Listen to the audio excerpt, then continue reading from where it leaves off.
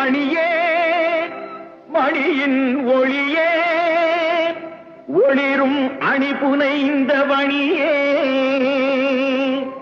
அணியும் அணிக்கழையே அணுகாதவர்க்கு பிணியே பிணிக்கு மருந்தே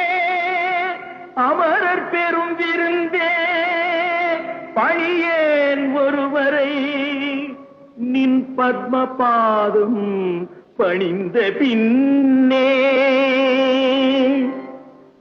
சொல்லடி அபிராமி